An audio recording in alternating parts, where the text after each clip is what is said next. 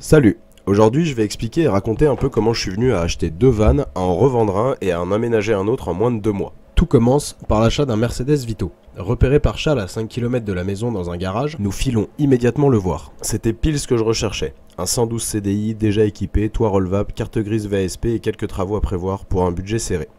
Emballé comme pas deux, j'achète. De retour à la maison, je commence à lister les travaux à faire dessus.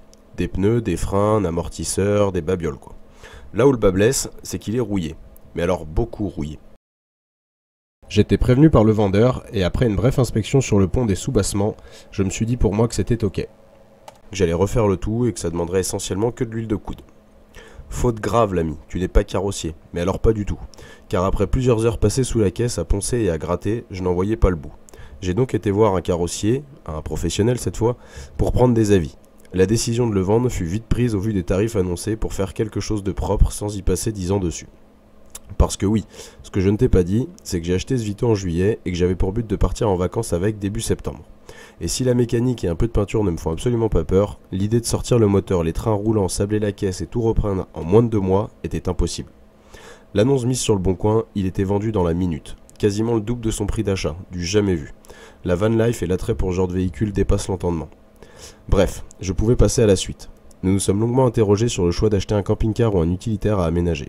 Après avoir pesé les pour et les contre, nous avons jeté notre dévolu sur un Peugeot Boxer L1H1, motorisé par le 2,2 litres HDI 110 chevaux.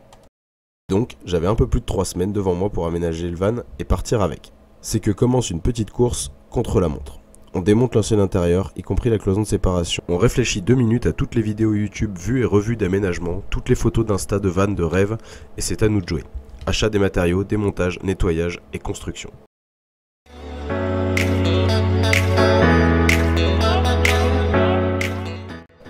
Je ne vais pas rentrer dans le détail de tous les matériaux utilisés, il y a pléthore de vidéos sur le net qui vous expliqueront bien mieux que moi quoi choisir et comment faire. Je donnerai un peu plus de détails dans une prochaine vidéo Van Tour, une fois que tout sera entièrement fini. Toutes ces images concernent le premier aménagement que j'ai fait, quelque chose de simple et rapide à réaliser.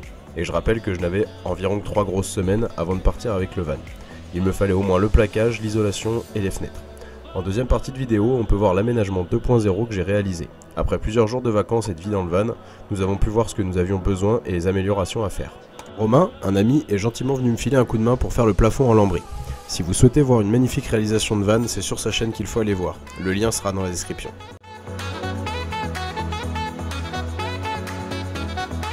Petit coup de stress, premier découpage dans la carrosserie.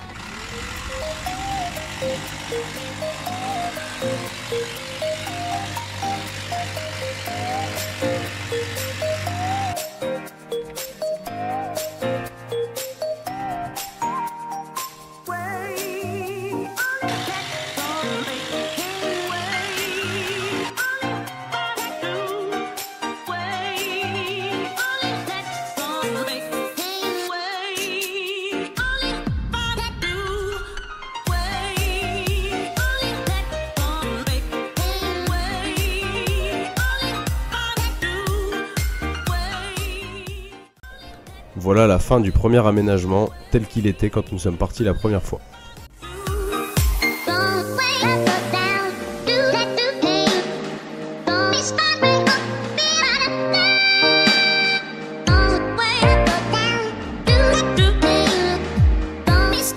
Les axes d'amélioration venaient surtout de la possibilité de cuisiner en intérieur et d'avoir les toilettes fixes. J'ai également changé le mode de douche. J'en ai profité pour ajouter des rangements et un petit peu de déco. En espérant que cette petite vidéo t'ait inspiré d'une quelconque manière, nous pour l'instant, on kiffe. Allez, à plus tard!